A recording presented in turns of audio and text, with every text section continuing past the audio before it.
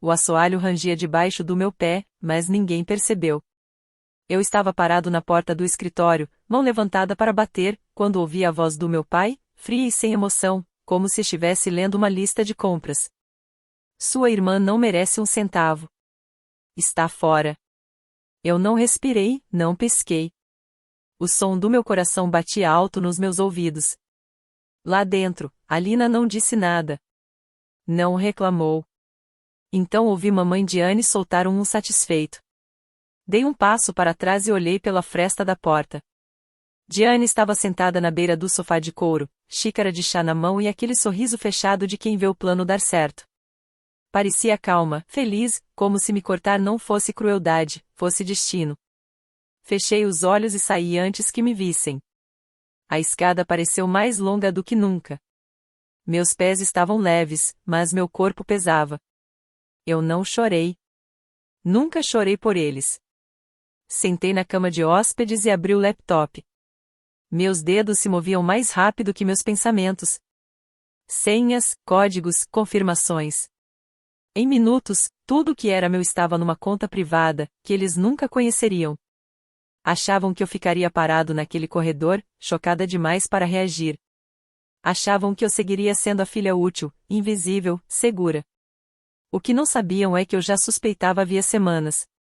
Os convites que não chegavam, os sorrisos forçados, os papéis do inventário que nunca vinham para meu e-mail. O que não sabiam é que eu conhecia a segunda herança da vovó. Aquela que eles fingiam não existir. Aquela que liberou há 2 semanas. Fechei o laptop, fui até a cômoda e abri a gaveta de cima, escondida sob lenços velhos e uma foto da Eunice. Lá estava, um papel escrito à mão por ela, com um nome. O meu. Mas não começou com a herança. Começou menor. Meu nome faltando no grupo de mensagens sobre o Dia de Ação de Graças. Uma foto da família postada por Diane cortada bem no meu ombro. Um jantar onde Alina brindou a família e passou direto por mim com os olhos. Eu dizia a mim mesma que era o luto, que as pessoas ficam estranhas depois da perda. Que talvez eu tivesse virado um fantasma naquela casa porque lembrava demais a vovó.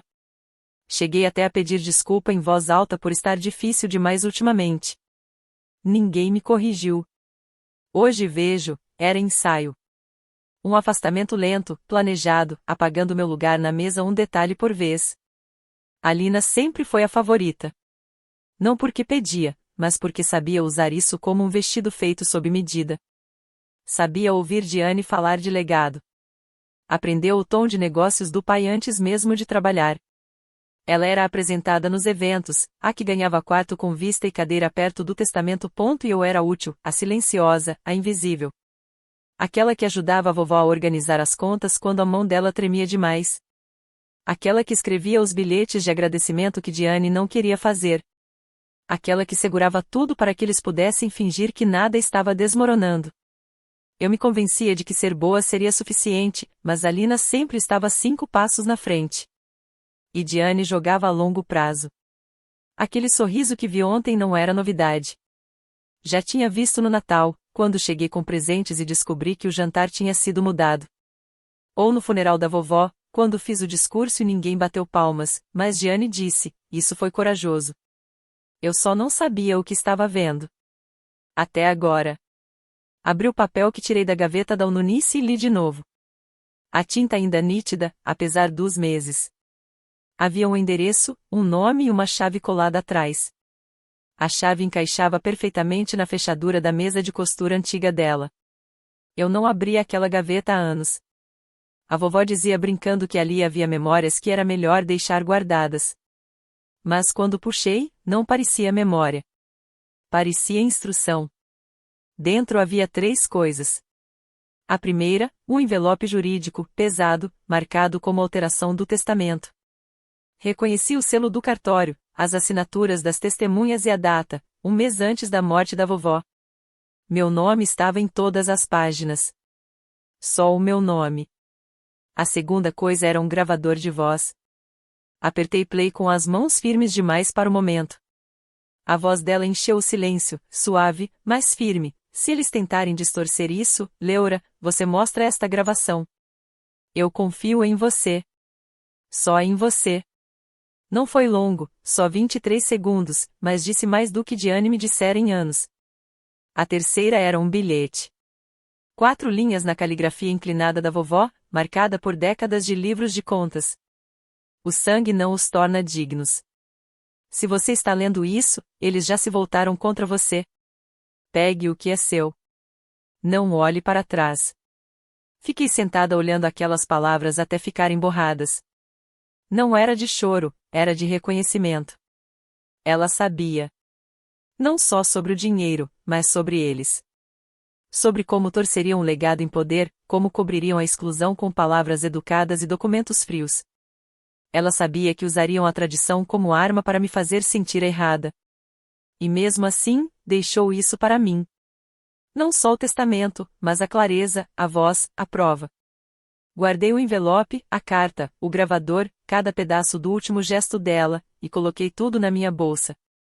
De manhã, eu não iria mais pedir espaço na mesa. Eu ia colocar a verdade na mesa. A cozinha já estava cheia de barulho quando entrei.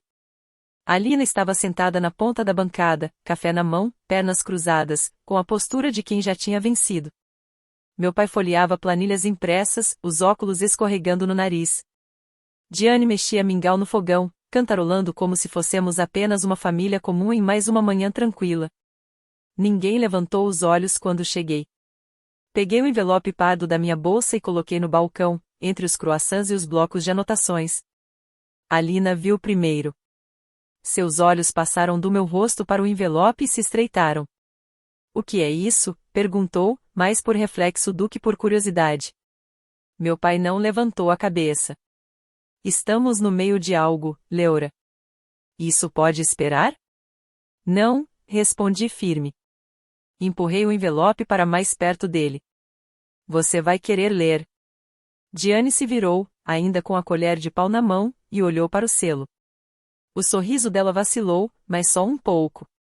Alina riu com desprezo. Sério? Você trouxe papelada sua? É mais uma tentativa de se enfiar de novo? Não respondi. Apenas abri o envelope, tirei a alteração do testamento, desdobrei com calma e coloquei no meio deles como uma carta decisiva, a jogada final de um jogo que achavam que eu não estava jogando. Assinado, testemunhado, datado, disse firme, batendo o dedo na linha da assinatura. Lembram da Beverly, amiga da vovó do clube de jardinagem? Ela estava lá. O tabelião também. Os dedos do meu pai se fecharam forte no braço da cadeira. Diane ficou em silêncio, mas a colher tremia. Alina tentou pegar o papel, como se pudesse amassar a verdade em negação, mas bloqueei sua mão com a minha. Não, falei baixo. Você já sabia o que estava fazendo. Não pode fingir surpresa agora. Pela primeira vez em anos, a sala ficou em silêncio de verdade. Não era só quietude, era o vazio que aparece quando a verdade arranca o teto da mentira. Deixei os papéis ali, fui até a pia e enchi um copo de água. Ninguém se mexeu. Não precisava. O estrago já estava feito, e eu nem tinha apertado play na gravação ainda. Você passou do limite, disse Diane, a voz dura de fúria contida. Isso não era o que sua avó queria. Olhei nos olhos dela, sem piscar. Você tem razão, respondi. Ela queria honestidade. E deixou isso para mim. Alina riu, seca e vazia. Isso é vingança. Você sempre odiou ficar no fundo e agora transformou a morte dela em palco. Eu fiquei calada por anos, disse. Vocês confundiram isso com obediência. Meu pai abriu a boca para falar, mas cortei antes que ele pudesse mudar a narrativa. Peguei o pequeno gravador do bolso, coloquei sobre a mesa e apertei play. A voz da vovó Nunice encheu o ambiente fraca, gasta, mas firme. Se eles tentarem distorcer isso, Leora, mostre esta gravação. Eu confio em você. Só em você. Ninguém falou quando acabou. Diane ficou parada, as mãos fechadas ao lado do corpo. Alina olhou para a xícara de café, como se pudesse encontrar uma saída ali. Peguei outro envelope da pasta e deslizei pelo balcão. Foi protocolado hoje de manhã. É uma liminar para congelar os bens até revisão completa. A boca do meu pai se contraiu. Você está tentando destruir esta família. Não, respondi calma. Só não vou deixar que ela me destrua. Recolhi os documentos, coloquei na bolsa e caminhei até a porta. Sem gritos, sem última palavra, apenas meus passos sobre o chão de madeira. Deixei que ficassem no silêncio. Deixei que imaginassem o que mais eu tinha preparado. No corredor, tirei o celular do bolso. Uma mensagem do meu advogado esperava. Liminar aceita. Fundos congelados até revisão. Você controla os próximos passos. Olhei para a tela por alguns segundos e desliguei o gravador que ainda estava na minha mão. Eu não era mais só a filha deles. Eu era a executora da verdade. O elevador abriu no andar executivo da Maddox e Langley. A recepcionista levantou assustada quando passei, mas não parei. Entrei direto na sala de reuniões, onde 5 sócios seniores murmuravam sobre projeções financeiras e previsões do trimestre. Todos pararam ao me ver. Laura Thomas, disse o sócio mais velho, franzindo os olhos. Não estávamos esperando você. Agora estão, respondi, colocando uma pasta sobre a mesa polida. Desde a semana passada, eu detenho o controle da firma. 51% transferidos pelo truste de Unice Maddox e agora confirmados por alteração reconhecida em cartório. Toda a documentação está aí. A Lina já estava sentada, braços cruzados tão fortes que os nós dos dedos ficaram brancos. Isso é um teatro. Não, disse, ocupando a cadeira principal. Isso é sucessão. A sala ficou em silêncio até a porta se abrir de repente. Rei entrou, ofegante, rosto vermelho. Isto é um absurdo, gritou. Você não pode simplesmente. Posso, respondi, abrindo uma segunda pasta. E vou. Começando com transparência. Distribuí cópias de relatórios internos de transações, aqueles que a antiga contabilidade havia convenientemente enterrado. Página 3, apontei. Eu disse, Chase Maddox usou dinheiro da empresa para cobrir perdas de jogo pessoais. Mais de $80 mil em despesas registradas como entretenimento de clientes ou foram direto para o Venmo dele. RY abriu a boca, mas não deixei continuar. E na página 5, sua empresa, Blue Ridge Advisory, aparece como prestadora de serviço. Só que não presta consultoria nenhuma. É usada para desviar dinheiro do espólio com notas fiscais falsas. Está tudo aqui. Transferências bancárias, datas, até a empresa fantasma nas Ilhas Cayman. A Lina se levantou tão rápido que a cadeira arrastou na parede. Você está espionando sua própria família. Olhei firme para ela. Estou protegendo o que restou do nome da vovó. Thomas pigarreou, folheando os documentos. Não fomos informados de nada disso. Agora foram, respondi. Rei me encarou do outro lado da mesa, não mais com raiva, mas com algo menor, desmoronando. Eu não desviei o olhar, porque a placa na minha frente não dizia mais convidada. Dizia sócia gerente. O relatório chegou ao amanhecer, 112 páginas de podridão escondida sob linguagem formal e formatação bonita. A equipe forense analisou 6 anos de registros. O que encontraram não me surpreendeu. Só confirmou o que eu já sabia. Eles não tinham apenas tentado me excluir. Estavam drenando o patrimônio o tempo todo. Uma sequência de valores de 6 dígitos em consultorias levava a uma conta no nome da Lina, aberta logo depois da primeira internação da vovó. Dezenas de notas fiscais falsas para departamentos que nem existiam. Aluguéis de equipamentos que nunca chegaram. Empresas de fachada registradas em caixas postais na Flórida, Delaware e Zurique. E a última peça, uma conta offshore ligada diretamente a Diane, escondida em uma holding sem escritório físico. O investigador-chefe nem parecia surpreso quando me entregou o resumo. Você tem material suficiente para abrir processo criminal e civil. Assenti uma vez. Em seguida, encaminhei o relatório inteiro para a equipe jurídica com uma linha no e-mail. Avancem totalmente. No fim da manhã, meu advogado ligou. Podemos entrar com as acusações hoje, mas você precisa ter certeza. Isso vai ser público. Barulhento. Eu tenho, respondi. Não é vingança. É respeito pela vovó, pelo que ela construiu, pelo que eles deveriam proteger. Ele ficou em silêncio por um momento e depois disse: Entendido. Vamos iniciar os processos esta tarde. Desliguei a chamada e olhei pela janela do escritório. A cidade seguia em frente sem hesitar. Pessoas andando até cafeterias, olhando os relógios, abrindo portas. Era isso que eles nunca entenderam. Eu nunca precisei vencer para me sentir inteira. Só precisava que as mentiras parassem. O relatório ficou aberto ao meu lado. Página após página. Fui destacando trechos e deixando anotações para a equipe de compliance. Eu não tremi quando cheguei nos números ligados ao fundo de aposentadoria do meu pai. Não parei quando vi a assinatura da Alina em contratos falsificados, porque curar não é ficar calada. É falar a verdade em voz alta, com seu nome assinado embaixo. E o meu nome não ia desaparecer. Estava começando a significar algo de novo. A mensagem chegou logo depois do meio-dia. Um texto simples. 1 hora. Sem advogados. Você me deve isso. Eu não respondi. Apenas fui. O jardim atrás de Saint Eol estava quieto demais. O mesmo banco onde Nonice costumava sentar durante os ensaios do coral. Os mesmos canteiros de flores que Diane fingia cuidar enquanto falava baixo com o planejador do espólio. Ela já estava lá quando cheguei, vestida de branco impecável, sem um amasso na roupa. Levantou os olhos quando me aproximei e bateu com a mão no espaço ao lado dela no banco. Eu não sentei. Tenho que admitir, disse baixinho, cruzando as mãos no colo. Eu subestimei você. Esse foi seu primeiro erro, respondi. Mas não o último. Você acha que isso é sobre poder?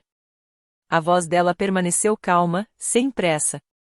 Eu mantive esta família unida, Leora. Toda vez que seu pai falhou, eu segurei as rédeas. Toda vez que a Alina desmoronou, eu afirmei. Você sempre foi a peça solta. Queria a verdade, sem se importar com o preço. Cheguei mais perto e falei baixo. Você não manteve nada unido. Você controlou. É diferente. Os olhos dela encontraram os meus. Algo piscou ali, dor?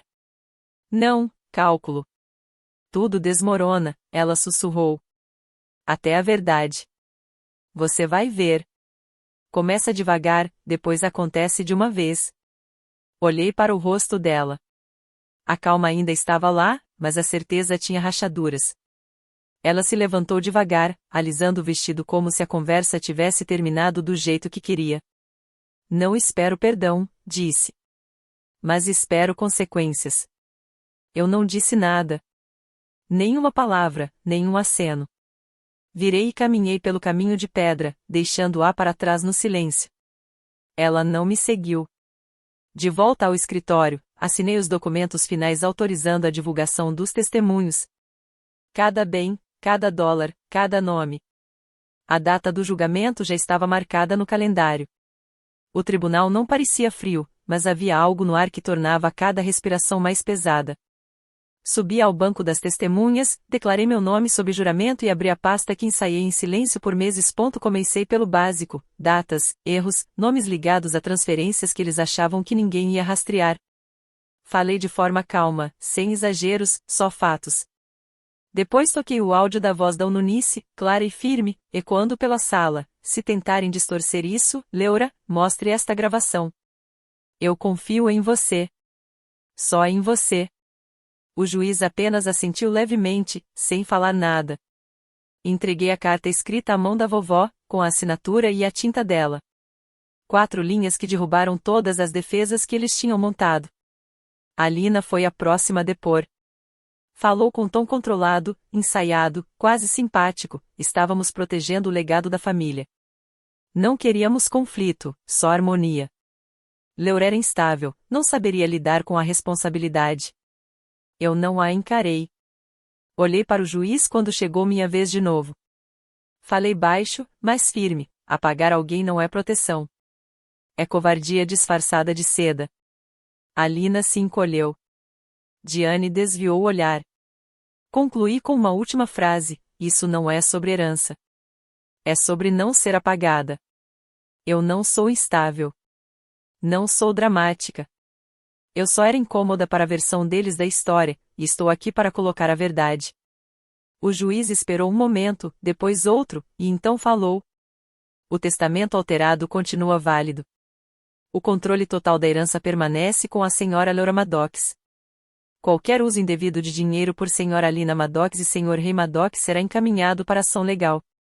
Senhora Diane Maddox está permanentemente afastada de qualquer autoridade sobre o fundo. Eu não chorei. Não sorri. Apenas respirei. Do lado de fora, passei pelos repórteres sem responder nada. No carro, peguei o pequeno diário que o Nunice tinha deixado e abri na página marcada, aquela que dizia: a verdade não grita. Ela permanece. E agora, eu também permanecia. A casa do lago estava silenciosa de novo. Sem advogados, sem pastas, sem portas de tribunal batendo atrás de mim. Só o som da água tocando o pier e do vento passando pelas árvores que o Nunice plantou muito antes de termos algo para brigar. Tirei os sapatos na porta, caminhei pelo corredor estreito até a sala de leitura dela e sentei na poltrona que usava todas as manhãs. Café em uma mão, caneta na outra. O diário ainda estava lá, de couro marrom, bordas gastas, com sua letra firme em cada página. Abri na parte que havia marcado antes do julgamento. A tinta já estava um pouco apagada, mas as palavras ainda soavam mais fortes que qualquer coisa dita por Alina ou Diane em meses. Às vezes o sangue precisa ser drenado para que o corpo se cure. Li de novo, não com tristeza, mas com clareza. Elas tentaram reescrever a história, me cortar dela. Disseram que eu era emotiva demais, dramática demais, difícil demais. Mas no fim o que eles fizeram foi abrir o caminho. Eles me deram as peças. Eu só escolhi construir em vez de destruir. Fiquei de pé na janela olhando a luz mudar sobre a água. Eles tentaram me enterrar. Eu disse em voz firme, mas foram eles que me deram a pá? Eu não cavei um túmulo. Eu plantei algo. E quando voltei para o corredor, tranquei a porta atrás de mim, não para expulsá-los, não por raiva, mas para marcar um limite. Ali terminava a versão deles e começava a minha.